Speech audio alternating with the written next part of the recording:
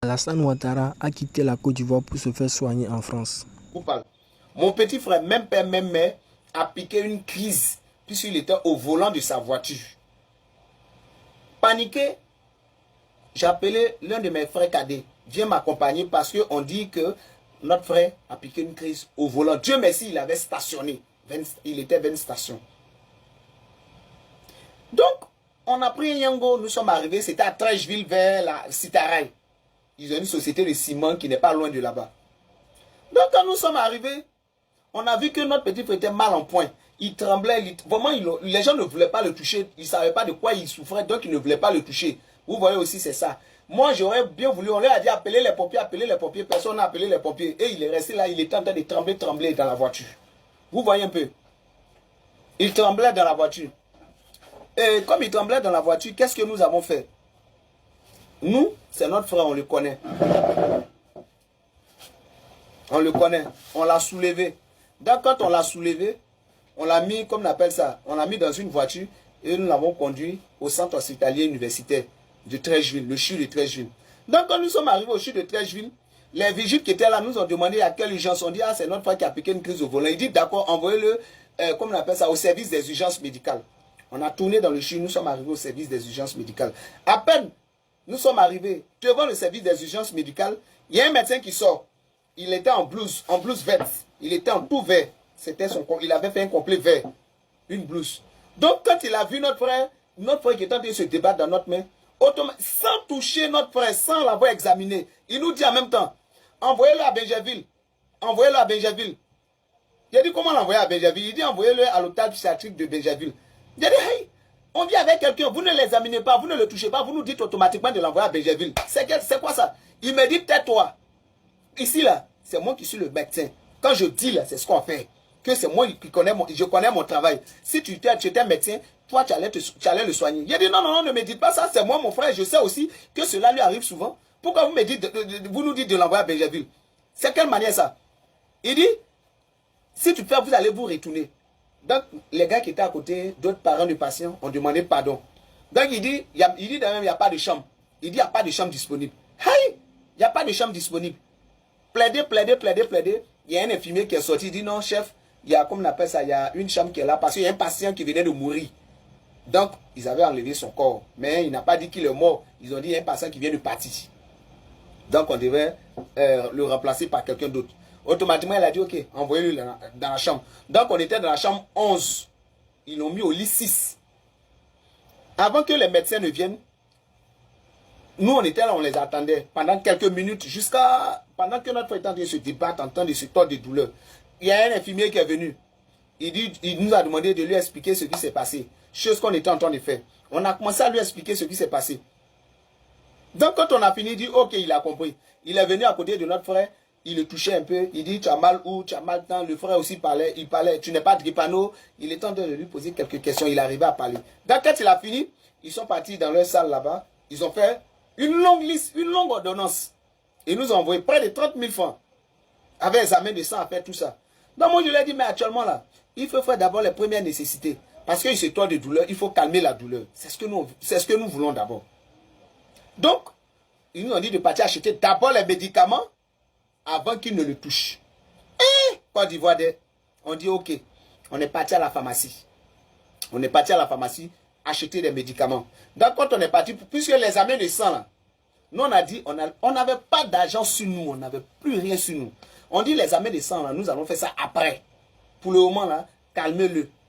Comme il se tord de douleur. Voilà comment on a envoyé les premiers médicaments. Donc quand on a envoyé les premiers médicaments, c'était dans notre main. On a déposé ça au chevet du lit de notre frère. Après avoir déposé, il y a un médecin qui est venu, il m'a demandé, est-ce que vous avez vu l'infirmière? Il a dit, mais on doit voir encore l'infirmière par rapport à quoi? Vous nous avez dit d'acheter les médicaments, on a acheté les médicaments. Venez vous occuper du petit. Il dit, non, est-ce que vous avez vu l'infirmière? Donc on va voir l'infirmière. Elle nous dit que pour la prestation de service, là, pour la prestation, là, de payer 14 000 francs. On dit, mais 14 000 francs, il y a quoi dedans? Elle dit, c'est pour les soins. Mais et maintenant, les médicaments que nous avons achetés là, c'est pour faire quoi? Vous nous dites encore d'aller acheter, de donner 14 000 francs pour les soins. Donc les médicaments, ce n'était pas pour faire les soins, mais c'est pour faire quoi? Il a dit, non, nous on n'a pas 14 000, on n'a rien. Elle dit, ah, payez les soins, sinon on ne touche pas. Ah bon? Ok. Tout ce qui était sur nous là, c'était 6 000 francs qu'il nous restait. On a enlevé ça sur le compte, on est parti faire retrait, on a enlevé ça sur le compte Wave. On avait plus 5 francs sur nous, je vous le jure. Quand nous sommes arrivés, on a plaidé, madame, prenez les 6 000 là. Elle a regardé, elle a pris les 6 000. On est retourné dans la salle. Dès qu'elle a pris les 6 000, les médecins ont commencé à s'occuper de notre frère. Ils l'ont mis sur perfusion. Donc quand ils ont fini, on était auprès de lui. Il était 19h30, on partait à 19h40 comme ça. Et on était là jusqu'à 21h30, à 21h30, puisque le sérum là tombait par goutte, vous connaissez comment ça tombe. Donc vers 21h30, on était là, et puis 21h30, oui, il y a une maman qui était sur le lit suivant, le 3e lit. Et là, la maman a rendu l'âme. Elle est décédée, malheureusement. Elle est décédée devant nous-mêmes. Donc, quand elle est décédée, les médecins sont venus tourner autour, voir, les amener, puis ils ont vu, prendre des notes. Ok. Donc, après, ils ont appelé le morguier. Quand ils ont appelé le morguier pour venir enlever le corps, ils ne voulaient pas enlever le corps devant nous. Donc, ils nous ont demandé de sortir de la salle. Ils allaient enlever le corps. Voilà comment nous sommes sortis. Mais le malade, notre frère, est resté sur le lit. Donc, nous sommes sortis de la salle. Dès que nous sommes sortis de la salle, on allait se mettre devant le centre hospitalier. Donc, quand les morguiers ont fini d'enlever le corps, ils ont nettoyé le lit. Nous sommes rentrés. Donc, quand on rentrait, il y a un infirmier qui nous appelle. Ah, les frères, venez. Il a dit, il y a quoi encore? Il dit, venez, que votre frère, on s'est occupé de lui. Mais payez les soins. Aïe! J'ai dit, mais attendez, on doit payer encore quels soins? Il dit, payez les soins. L'infirmière dit que vous n'avez pas payé les soins. Il dit, non, comment? On lui a donné 6 000 francs. Et même elle a dit, les soins, là, la prestation était à 14 000 francs. D'abord, même quand nous-mêmes, nous sommes arrivés là, quand ils nous ont donné la chambre là, pour qu'on puisse mettre notre frère sur le lit là, nous-mêmes, nous sommes allés acheter un drap. Dans le CHU là-bas, on a acheté un drap à 3 000 francs. On a acheté un drap à notre argent à 3 000 qu'on a mis sur le lit. Maintenant, elle nous a dit de payer 14 000 francs pour la prestation, pour les soins. Mais 14 000 francs là, on l'a plaidé, on lui a donné 6 000 francs. Maintenant, toi encore, tout à l'heure, maintenant tu viens nous dire de payer encore les soins. On sait quels soins on doit payer. Il dit non, la chambre qu'elle a là, il y a le lit, le droit de la chambre, et puis il parlait de... Et puis bon, les choses bizarres comme ça, dans moi il a dit non, on ne peut pas payer quelque chose. Je lui ai dit on ne paye pas 5 fois parce qu'on n'a plus rien sur nous. Si vous voulez là, si vous voulez mettre nous en garant, gardez-nous aussi, et puis notre frère n'a qu'à partir à la maison. Elle a commencé, la dame, donc la dame, on était dans la salle où les infirmiers, le bureau là, elle a commencé à tempêter. Que vous les parents des malades là, pourquoi vous êtes ingrats comme ça? Pourquoi vous êtes ingrats comme ça? Quand vous venez ici là, vous faites pitié, et puis quand on finit de vous rendre service, c'est vous maintenant qui jouez au dur. C'est vous qui êtes ingrat. Pourquoi vous êtes méchant? Je lui ai dit non, ma chérie. Elle dit, il ne faut pas m'appeler ma chérie. Parce qu'il y avait une alliance sur son doigt. Elle s'appelle Rosalie. C'est comme si là, les autres l'appelaient Rosalie.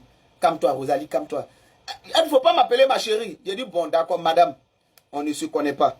On ne se connaît pas. Tu ne peux pas me traiter d'ingrat parce que je suis venu ici avec un malade. Tu ne peux pas me traiter d'ingrat, tu me connais où? Ou bien tu me traites d'ingrat, tu m'insultes. Est-ce que tu sais ce que moi, il peut te faire aussi? Évite de m'insulter. Que vous êtes là, quand vous cherchez à présenter un concours et que vous obtenez le concours, pensez que c'est la fin du monde. Toi, tu as prêté serment. Ce que tu es en train de faire là, est-ce que c'est noté? D'abord, même l'argent qu'on te donne là, l'argent qu'on va te donner là, il y a un reçu. On lui a donné 6 millions, nous ne nous a pas donné de reçu. Elle va venir raconter encore du n'importe quoi. Elle ne nous donne pas de reçu. Elle ne fait aucun rapport. Tu mets l'argent dans quelle caisse de l'État? Ça rentre dans ta poche et tu vas venir raconter ta vie ici devant les gens et puis tu vas nous traiter d'ingrats de tous les noms. Je lui ai dit non. Non, ne me parle pas sur ce ton-là, ne me traite pas d'ingrat, parce qu'on ne se connaît pas. Donc, en train de se chamailler, il y a un infirmier qui m'a pris, il dit, allons, on est parti dehors, dans le couloir, il a commencé à me demander pardon. Il m'a demandé pardon, ah, ce sont les femmes, il faut les comprendre, ce sont les femmes, c'est comme ça, elles sont fautes. Il a dit, non, c'est vrai, il y a des situations où on dit, ce sont les femmes, mais quand il s'agit de l'intérêt d'un malade, où on arrive dans un secteur que nous connaissons, dans un hôpital ou bien dans un service, les comportements de maison, là, les humeurs de femmes, là, on ne va pas avec ça dans son service. Dans ce qu'elle est en train de faire là, elle va exprès, elle va assumer. Et je lui ai dit ça, elle va assumer. Elle dit ça n'a qu'à partir ou ça peut partir. Toi, tu peux me faire quoi? Toi, tu peux me faire quoi? C'est ce qu'elle est en train de dire. J'ai dit, ok, il n'y a pas de souci. On a fini, non? Pendant qu'on était en train de parler, il était 22 h. À peine. On a pu payer quelque chose. À peine on rentre dans la salle. Dès qu'on rentre dans la salle, on voit que le sérum qu'ils avaient, ils ont placé le sérum à 19h30, 40 par là. Il est 22 h. On compte de 19, 20, 21, 22, 3 h.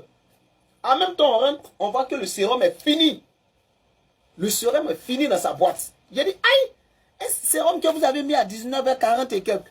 En comment, à 22h, là, sérum est fini dedans. Généralement, quand on place sérum là, ça fait quelque chose de 6h, 7h de temps. L'infirmier me dit non, que sérum là, on peut placer sérum en 1 heure et puis ça finit dedans. Donc prenez votre malade, vous allez partir. J'ai dit non, vous ne pouvez pas, non, vous ne pouvez pas vous débarrasser de nous comme ça, qu'on prenne notre malade pour partir. Il dit non, vous dites que vous allez faire l'examen de sang là. Je dis oh non, faites l'examen de sang. Mais ce qui est sûr, comme vous n'avez pas fait l'examen de sang ici, si vous partez que quelque chose arrive après à votre frère, nous on n'est pas dedans. Parce que nous, ce qu'on pouvait, on s'est occupé de lui ici, c'est fini. Donc allez-y, il dit non, mais le sérum qui est fini rapidement là, moi c'est ça que je veux comprendre. Parce que c'est quelque chose que vous avez réglé. C'est quelque chose que vous avez réglé. Parce qu'on ne peut pas comprendre que le sérum là finisse en moins de 7 heures, en moins de 6 heures. Il dit en 1 heure, toi tu n'es pas médecin, tu ne connais pas la chose, qu'en 1 heure là, le sérum peut finir dedans. Il dit c'est anormal. On est resté là jusqu'à... Ça nous a fait très mal. Ça nous a fait très mal. On a pris notre malade. Ils ont enlevé les choses qu'ils avaient, les tuyaux qu'ils avaient mis sur lui. Nous sommes sortis de l'hôpital. En train de se lamenter, c'est une pauvre maman qui rentrait à l'hôpital.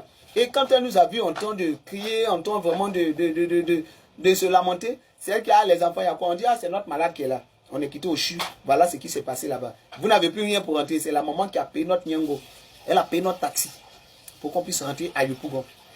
Et nous sommes arrivés à Yopougon. Nous avons envoyé notre frère à la maison. Vous voyez un peu ce qui se passe? Est-ce que vous voyez un peu ce qui se passe? Eux, ceux-là, c'est dans les centres hospitaliers universitaires. Aujourd'hui, c'est le CHU de Treichville. Mais ce sont ces choses-là qui se passent partout dans les centres hospitaliers, dans les hôpitaux. C'est-à-dire quand vous envoyez un patient et que vous n'avez pas les moyens, vous pouvez vous asseoir là et voir votre patient en train de mourir, en train de partir devant vous, sans rien faire. Pourtant, quand vous partez et que vous avez les moyens, quand vous avez l'argent, automatiquement, les gars font tout pour vous mettre à l'aise. Mais on ne peut pas vivre ici. Les hôpitaux publics là sont là pour nous. Parce que l'État met les moyens à leur disposition. Maintenant, malgré les moyens mis à votre disposition, si vous n'arrivez pas à satisfaire la population que nous sommes, les gars, où voulez-vous qu'on parte? Les hôpitaux privés sont excessivement chers. Vous voulez qu'on parte où? On se lamente, on va au CHU avec nos malades. Là-bas encore, vous nous traitez comme des étrangers, vous nous traitez comme des voyous. Vous voulez qu'on fasse quoi? Surtout les femmes qui sont dans ces centres de santé là. Elles se prennent souvent pour des dieux. C'est pas bon. C'est bon, on dit le médecin, on dit tu es dans ta vie, tiens, ta vie entre les mains du médecin, c'est le médecin qui dit ce qui doit se passer. C'est vrai, mais ma vie dépend de Dieu. Mais souvent là, vraiment qu'ils respectent leur engagement. C'est ce qui fera d'eux des hommes bien, des hommes de métier bien. On ne fait pas ça. C'est-à-dire si c'était eux seuls hier, on n'avait pas 6 francs même là. Le frère allait mourir comme ça, sans s'occuper de lui, repartir avec lui, sans examiner quelqu'un, envoyer-le à Benjerville, sans faire quelque chose, on dit payer telle somme, payer telle somme. Les gars, on ne fait pas ça. J'ai voulu juste faire cette vidéo là pour attirer votre attention sur ce phénomène qui continue et qui perdure. Vraiment, je vous demande de partager le direct. Je vous demande de partager cette vidéo. J'ai tagué moi-même le ministre de la Santé, M. Pierre Demba. Je l'ai tagué sur la vidéo. Et si l'un de ces hommes voit cette vidéo-là, qu'il partage encore, qu'il partage jusqu'à ce que le ministre se saisisse de ça. Parce que vraiment, j'en ai marre. Trop, c'est trop. Il faut dénoncer aujourd'hui la mauvaise pratique de certaines personnes dans nos centres hospitaliers. C'était ce que j'avais à vous dire dans cette vidéo. C'est méchant, c'est inhumain. Merci à tous ceux qui m'ont suivi. Je vous prie de partager la vidéo. On est ensemble les gars. Et que Dieu nous protège, qu'il nous accorde la santé. Rien que la santé. Si on a la santé, on ne va jamais mettre pied à l'hôpital. Ça, je vous le jure. Merci les gars.